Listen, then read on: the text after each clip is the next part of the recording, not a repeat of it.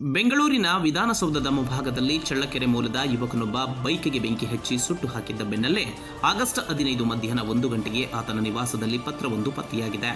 ಗಾಂಧಿನಗರದ ನಿವಾಸಿಯಾದಂತಹ ರತ್ನಮ್ಮ ಅವರ ಪುತ್ರ ಪೃಥ್ವಿರಾಜ್ ನಿನ್ನೆ ವಿಧಾನಸೌಧ ಮುಂಭಾಗದಲ್ಲಿ ಬೈಕ್ಗೆ ಬೆಂಕಿ ಹಚ್ಚಿ ಸುಟ್ಟು ಹಾಕಿದ್ದ. ಅಷ್ಟೇ ಅಲ್ಲದೆ ಪೊಲೀಸರ ವಿರುದ್ಧ ಆಕ್ರೋಶವನ್ನು ಕೂಡ ವ್ಯಕ್ತಪಡಿಸಿದ್ದ.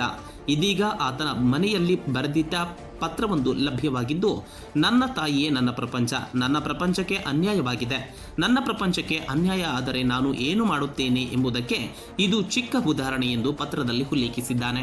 ಅಲ್ಲದೆ ಚಳ್ಳಕೆರೆ ಪೊಲೀಸರು ಈಗಾಗಲೇ ನನಗೆ ಅನ್ಯಾಯ ಮಾಡಿದ್ದಾರೆ, ನನ್ನ ಪೊಲೀಸರು ಬಂಧಿಸಿದರು, ನ್ಯಾಯಾಲಯಕ್ಕೆ ಹಾಜರುಪಡಿಸಿದರು, ನಾನು ಮಾತನಾಡಲ್ಲ, ನಾನು ಮಾಧ್ಯಮಗಳ ಮುಂದೆಯಷ್ಟೇ ಮಾತನಾಡುತ್ತೇನೆ ಎಂದು ಪತ್ರದಲ್ಲಿ ಬರೆದಿದ್ದಾನೆ.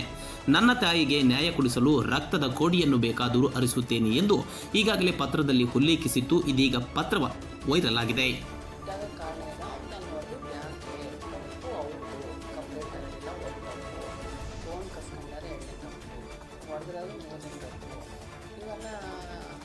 ತಪ್ಪುಗಳೆಲ್ಲ ಅವರವೇ ಇದ್ದಾವೆ.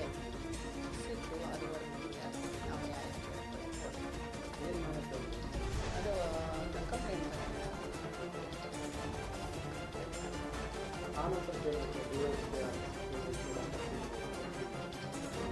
ಅಲ್ಲಿ ಹೋದ, ಇವನೇ ಹೋದ, ಅಲ್ಲಿ ಹೋಗಿ ಅವರು ಆಯ್ತು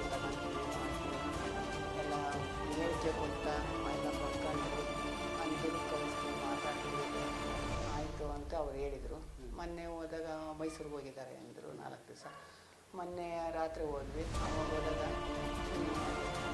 ನನಗೆ ಹೋಗಮ್ಮ ಏನಾರ ಮಾಡ್ಕೊಂಡು ಅಂತ ಅಂದರು.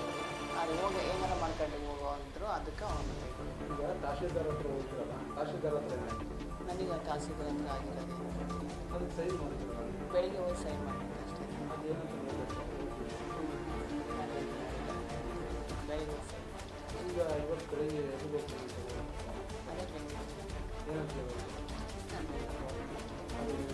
ಏನು ಹೇಳಿಲ್ಲ. ಯಾರು ಕೇಳಿದ್ರೆ ನಾನು ಅಮ್ಮ ನನಗೆ ಗೊತ್ತಿಲ್ಲ, ನನಗೆ ಸಾಕಾಗ್ತಿಲ್ಲ, ಎಲ್ಲಿಗಾರ ಹೋಗಿ ಏನು ಆ ಥರ ಅದೇ ಇವ್ರದ್ದೆಲ್ಲ ತಲೆಕೆಷ್ಟ ನನಗೆ ಆಗ್ತದೆ.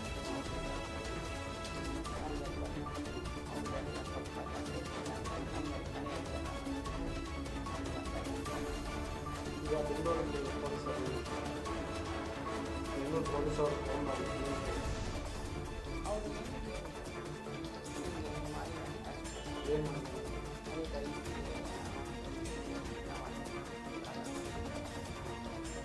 ಈಗ ಏನಂದರೆ, ಈಗ ಈ ಸಾಮಾಜಿಕ ಜಾಲತಾಣ ಈ ಥರ ನನಗೆ ಅನ್ಯಾಯ ಆಯಿತು ಅಂತ ವಿಡಿಯೋ ಮಾಡಿ ಈಗ ಬೈಕಿಗೆ ಬೆಂಕಿ ಹಚ್ಚಿದ್ದಾರೆ.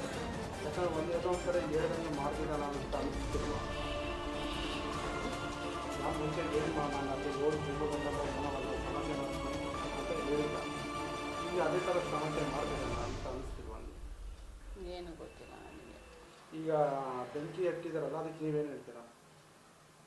ನೋಡೋಣ, ಇನ್ನು 2 ದಿವಸ ಒಳಗಾಗ್ತದೆ ಅಂದರೆ ಆಮೇಲೆ ನೋಡೋದು ಏನು ಮಾಡ್ತಾರೆ ಏನನ್ನೋದು. ಅಲ್ಲ, ಬೆಂಕಿ ಇಟ್ಟು ತಪ್ಪು ಅನಿಸ್ತಿಲ್ವ ಅಂತ ಏನೋ ಅವನು